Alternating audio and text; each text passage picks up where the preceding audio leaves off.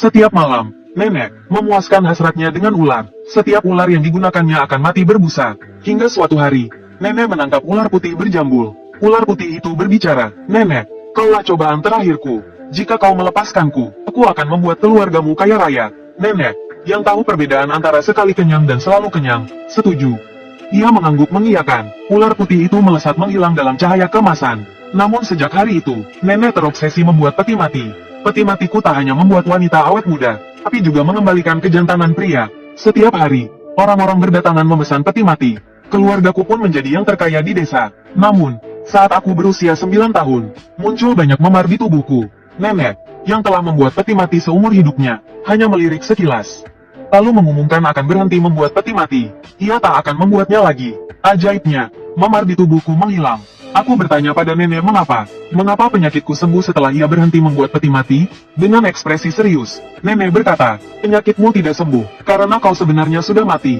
Nyawamu ini kucuri." Aku sangat ketakutan mendengar kata-kata nenek. Aku tak tahu harus berkata apa. Nenek menatapku dengan serius. "Kau belum sepenuhnya hidup. Untuk tetap hidup, kau harus mewarisi ilmuku, dan bertahan hingga usia 18 tahun. Sejak hari itu, nenek mengajariku berbagai ilmu gaib. Hingga aku berusia 17 tahun, nenek tiba-tiba menghilang. Aku mencarinya ke seluruh penjuru desa, dan akhirnya menemukannya di dalam sebuah peti mati di rumah. Matanya terpejam, wajahnya pucat pasi. Kukira beliau telah tiada. Namun, nenek tiba-tiba bertanya, "Xiaohu, berapa usiamu sekarang?" Aku terkejut, tapi segera menjawab, "Lahir tanggal 9 bulan 9 tahun ayam. Hari ini aku baru 17 tahun. Mendengar jawabanku, nenek tiba-tiba bangkit dari peti mati. "Salah, kau lahir tanggal 9 bulan 9 tahun monyet, pukul 99 menit. Setelah kemarin, kau sudah 18 tahun. Aku bingung, apakah nenek sudah pikun? Namun, nenek tertawa aneh. Menang, akhirnya kita menang." Aku ketakutan melihatnya. "Menang apa?" tanyaku, dengan suara meninggi. Nenek berkata, "Menang melawan surga, Xiaowu. Ingatlah, nyawamu ini kucuri dari peti mati emas. Di lembah 1000 hantu, selama ini, nyawa yang kucuri dan tubuhmu belum sepenuhnya menyatu. Itu sebabnya tubuhmu selalu muncul memar. Memar-memar itu adalah, dan sebelum kau berumur 18 tahun, kau akan ditimpa bencana. Jadi aku sengaja mengubah usiamu setahun lebih muda, hanya untuk mengelabui surga dan menghindari bencana." Aku menatap nenek dengan linglung. Aku tidak bisa mencerna semua ini. Pupil mata nenek tiba-tiba membesar. Dia meraih pergelangan tanganku dan menatapnya dengan tajam. Aku bertanya dengan bingung, "Nenek, apa yang kau lihat?" Nenek menatap pergelangan tanganku yang muncul. Sebuah memar merah yang sangat mencolok. Dia menghela nafas panjang. "Nak, takdirmu istimewa. Kau telah menghindari bencana surga. Tapi sekarang bencana bumi datang. Malam ini pukul 12. Malaikat maut akan datang menjemput nyawamu."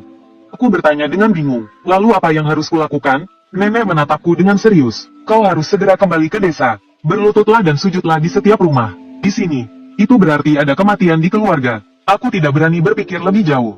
Nenek melanjutkan dengan dingin. "Setelah bersujud, mintalah sepotong kayu peti mati dari setiap orang. Sebelum gelap, bawalah kembali ke toko peti mati." "Nenek, untuk apa kau meminta kayu peti mati orang lain?"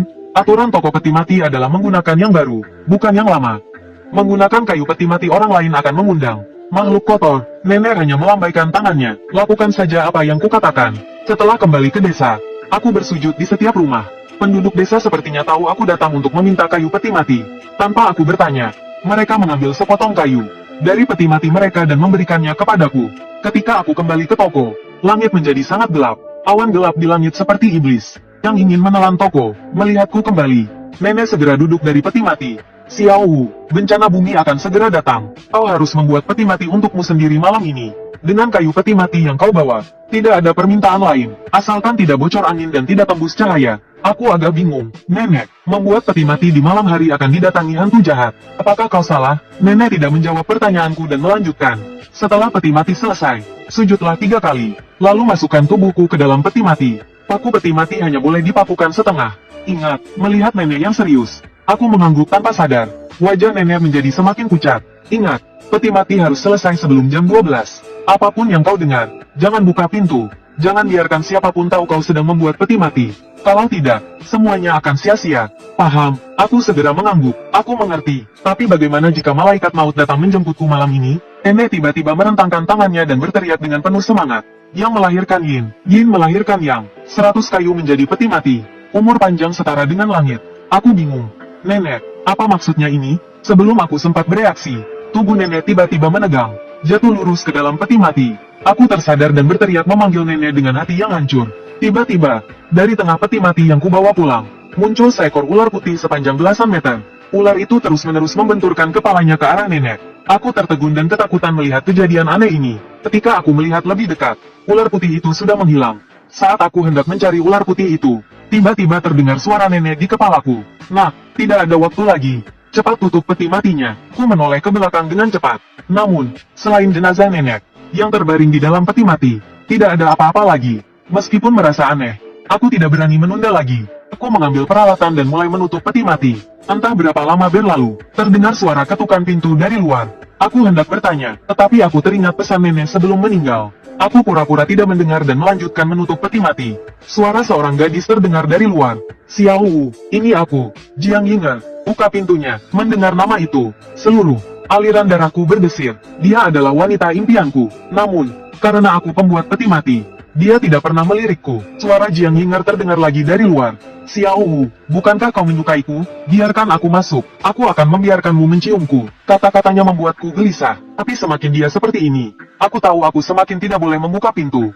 Suara Jiang Yinge di luar tiba-tiba terdengar lebih ketakutan. "Xiao Wu, kumohon, biarkan aku masuk. Mereka di luar akan memakanku." Hatiku berdebar. Mungkinkah benar ada hantu di luar yang ingin mencelakai Jiang Yinge?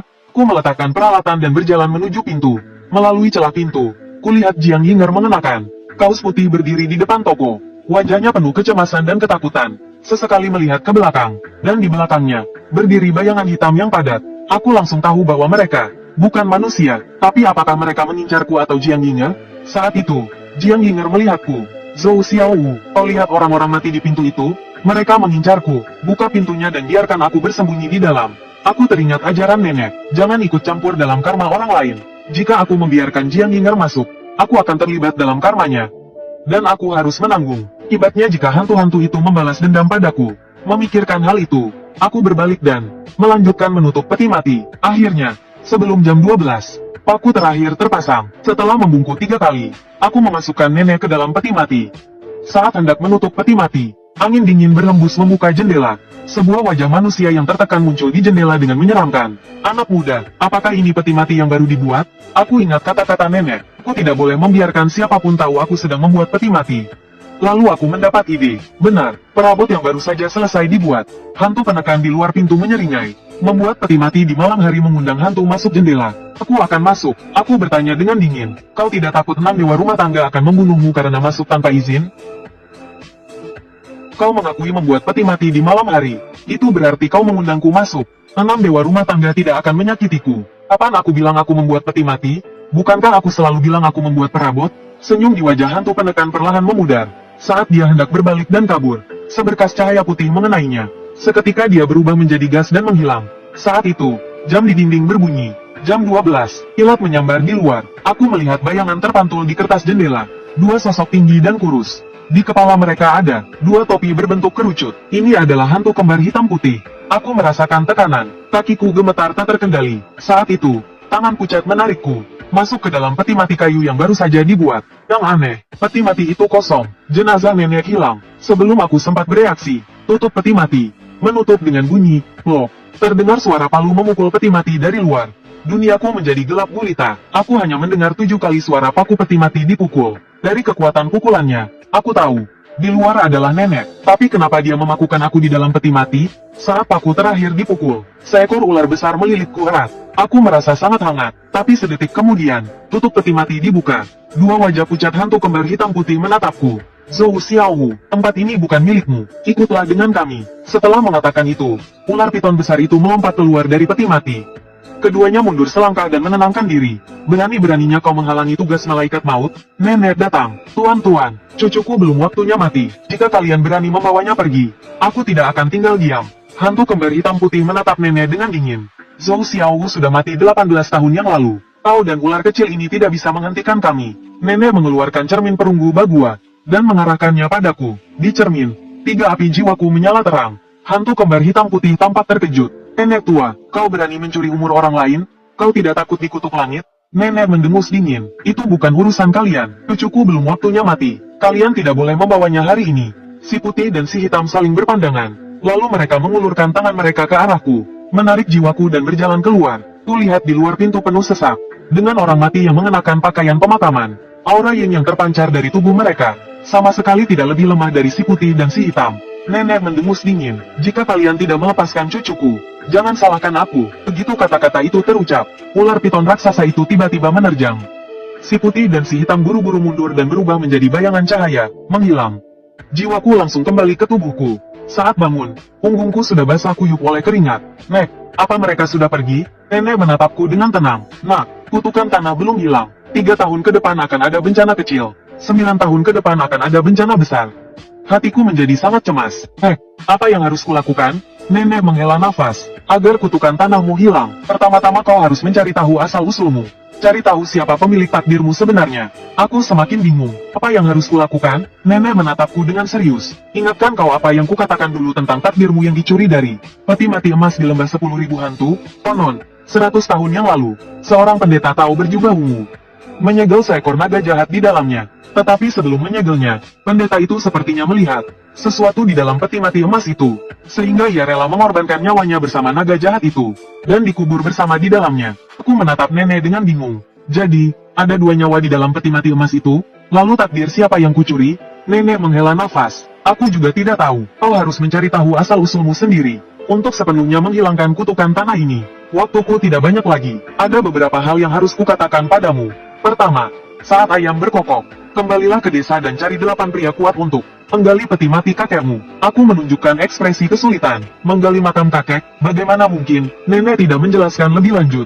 Ingat, berangkatlah saat ayam berkokok. Apapun yang kau lihat pertama kali di dalam peti mati, harus kau paku dengan paku peti mati. Aku benar-benar bingung. Hal pertama yang kulihat pastilah jenazah kakek. Bagaimana aku bisa melakukannya? Nenek tidak menjelaskan lebih lanjut dan melanjutkan. Setelah memakukan benda di dalam peti mati, kembalilah ke rumah tua di desa. Ada setengah liontin giok di balok atap. Bawalah itu ke kota Sijiang dan cari orang terkaya, Jindasan. Katakan padanya kau datang untuk menagih hutang 20 tahun yang lalu. Aku kebingungan. Menagih hutang orang terkaya? Nenek mengangguk. Dia dulu menjadi kaya berkat peti matiku. Setelah kaya, dia memberi saya setengah liontin giode. Dia menyuruh saya untuk menemuinya jika ada masalah. Dengan membawa liontin itu, dia rela bangkrut demi ini. Saya merasa agak senang dalam hati dan segera bertanya, berapa banyak uang yang pantas kita minta? Nenek mendengus dingin. Lihatlah betapa kecilnya ambisimu. Jindasan tidak punya anak dan cucu seumur hidupnya. Dia hanya memelihara seorang cucu perempuan di rumah. Jika kau menikahi satu-satunya cucunya itu, orang-orang di alam baka pun tidak akan berani menyusahkanmu lagi. Bencana bumimu juga bisa dihilangkan. Saya terkejut. Siapa cucu perempuan keluarga Jin? Apakah orang-orang di alam baka takut padanya? Nenek menghela nafas. Masalah ini terlalu rumit. Aku tidak bisa mengatakan terlalu banyak. Saat kau menikah dengan cucu perempuan keluarga Jin, kau akan tahu secara alami. Saya agak ragu. Setelah bertahun-tahun, bagaimana jika mereka mengingkari janji atau jika cucu perempuan keluarga Jin tidak menyukai saya? Nenek tertawa dingin. Jika cucu perempuan keluarga Jin tidak menyukaimu, maka carilah cara agar dia menyukaimu. Jika Jindasan mengingkari janjinya, keluarganya pasti akan mengalami musibah. Kau bantu saja mengatasi musibah itu. Setiap kali kau mengatasi satu musibah, tanyakan pada Jindasan, apakah dia setuju dengan pernikahanmu. Jika setelah 3 musibah keluarga Jin masih tidak setuju, jangan urusi lagi musibah selanjutnya. Saya agak bingung. Orang lain mengingkari janji, saya masih harus membantunya mengatasi 3 musibah. Apa untungnya bagi kita? Sudut bibir nenek membentuk senyum sinis.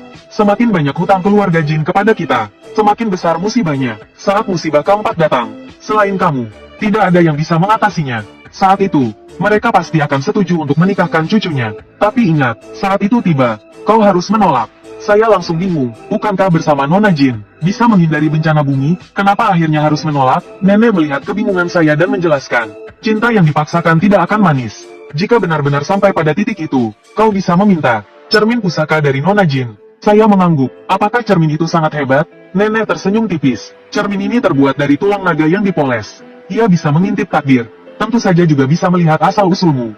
Saat itu, setelah mengetahui siapa yang menentukan takdirmu, dan menemukan warisan yang sesuai, kutukan langit sebesar apapun tidak akan bisa menyentuhmu. Kata-kata nenek membuat saya tiba-tiba tercerahkan. Terakhir, ingatlah, sebelum masalah keluarga Jin selesai, kau tidak boleh berhubungan dengan wanita manapun, dan juga tidak boleh meramal nasib orang lain, kecuali orang itu memiliki kayu 5 elemen. Saya tertegun saat mendengarnya. Apa itu kayu 5 elemen? Kayu 5 unsur ini adalah aura yang dihasilkan oleh 5 unsur yin dan yang. Jika kau mengumpulkan 5 potong kayu untuk membuat peti mati, kau bisa bertemu nenek lagi. Setelah mendengar bahwa aku bisa bertemu nenek lagi, hatiku kembali bersemangat. Saat itu, suara ayam berkokok terdengar dari kejauhan. Tubuh nenek bergetar, tatapannya padaku dipenuhi dengan ketidakrelaan. Bayangan hitam di luar mengeluarkan suara dingin. Nenek Wan, waktunya telah tiba. Semua orang menunggumu untuk pergi. Saat itulah aku mengerti bahwa bayangan hitam ini bukanlah yang mencelakai Jiang Ying'er, tetapi datang untuk menjemput nenek. Jika aku membuka pintu tadi malam, nenek pasti sudah dibawa pergi, dan tidak akan ada yang membantuku melawan si kembar hitam. Nenek menatapku dengan penuh kasih sayang. Nak, nenek harus pergi. Ingat, sifat manusia itu rumit. Jangan mudah percaya pada siapapun selain dirimu sendiri. Bayangan hitam di pintu membungkuk kepada nenek. Menghormati nenek Wan. Ketika aku tersadar, entah sejak kapan, banyak uang kertas beterbangan di halaman. Bersama dengan nenek, mereka menghilang. Aku berlutut di tanah dan bersujud ke arah nenek. Nenek, semoga perjalananmu lancar. Setelah itu, aku membawa peralatanku, bersiap untuk memahat sesuatu dari peti mati kakek.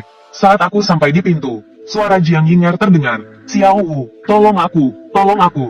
Ya, aku melihat 2 bekas tangan hitam di lehernya, dan tahu dia dirasuki ki jahat. Jika dia tidak mendapatkan ki yang, dia pasti akan mati dalam 3 hari. Jiang Ying'er mengulurkan tangan dan memelukku. Kak Xiao Wu, bantu aku. Ya, aku menginginkanmu. Aku bisa merasakan aura Yinsa yang sangat kuat di tubuh Jiang Ying'er. Jika aku benar-benar tidur dengannya, aura Yinsa ini akan berpindah ke tubuhku. Dan saat itulah aku yang akan celaka. Aku mendorongnya dengan kuat, dan menjatuhkan Jiang Ying'er ke tanah. Jangan begini, Jiang Ying'er yang berambut kusut, dengan susah payah bangkit dari tanah. Dalam posisi berlutut, aku tahu, kau ingin aku memuaskanmu, kan? Aku akan membantumu. Aku akan membantumu.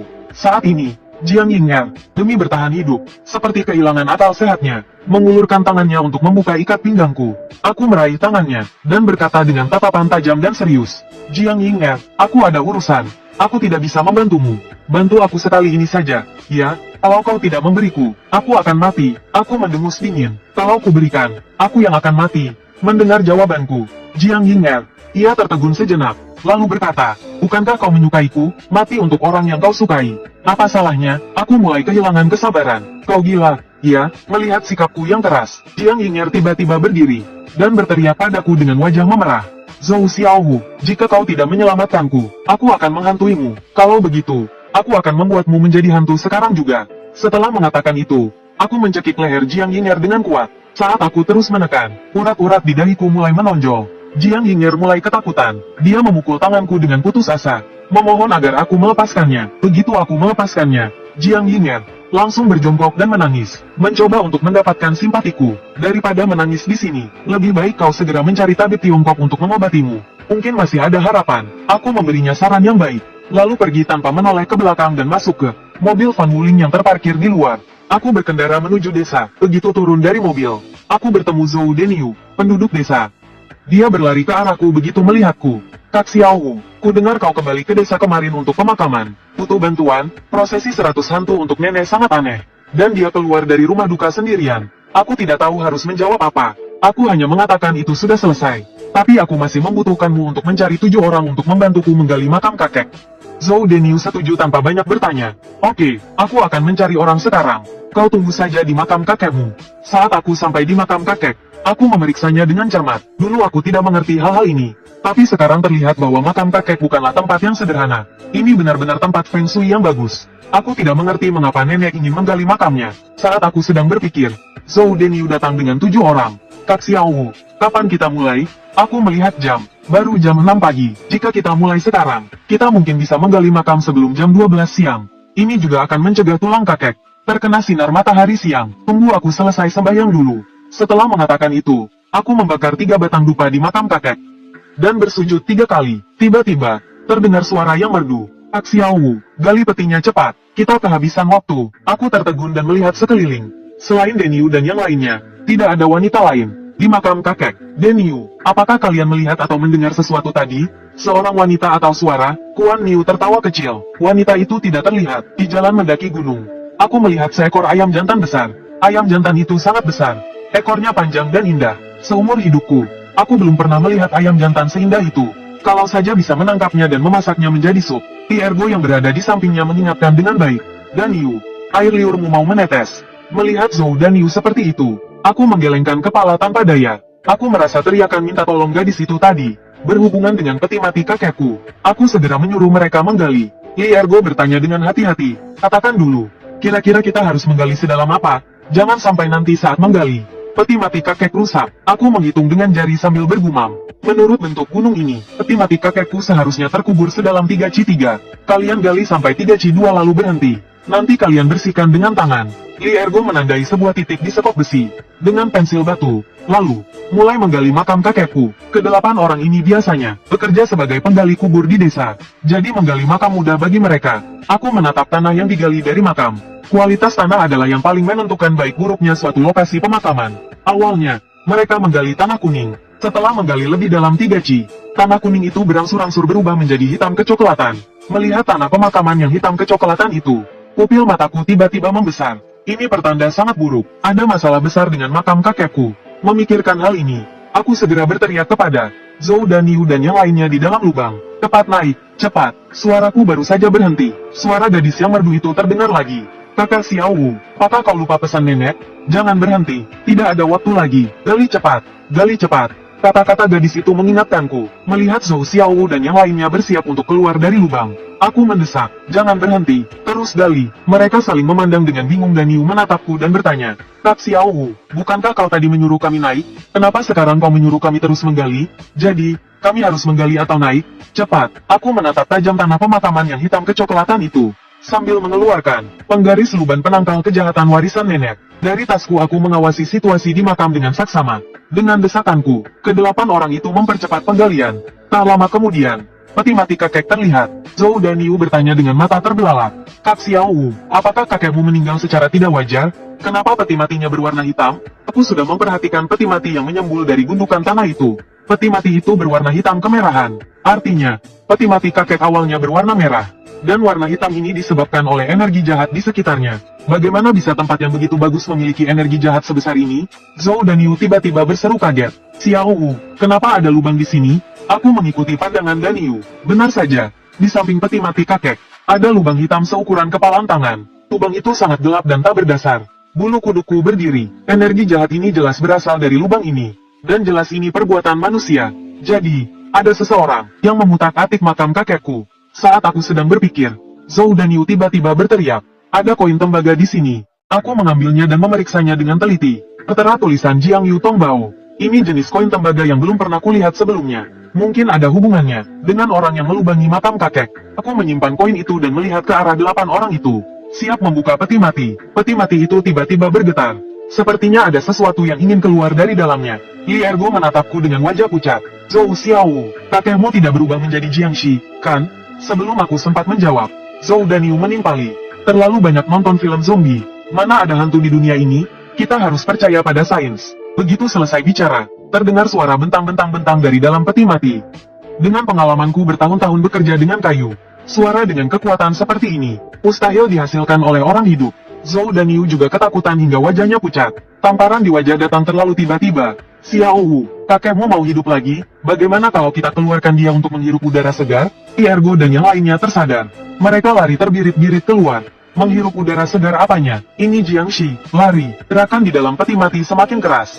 Sepertinya akan meledak kapan saja. Saat itu aku baru terpikir, nenek mungkin sudah menduga kakek akan menjadi Jiangxi. Makanya dia menyuruhku untuk membongkar makam kakek. Dan Niu, berani buka peti matinya? Zhou dan Niu menenangkan diri. Takut apa? Kakekmu juga kenal denganku. Masa iya dia mau menyakitiku? Kalau begitu, dengarkan aku. Setelah tutup peti mati terbuka, kamu langsung lari.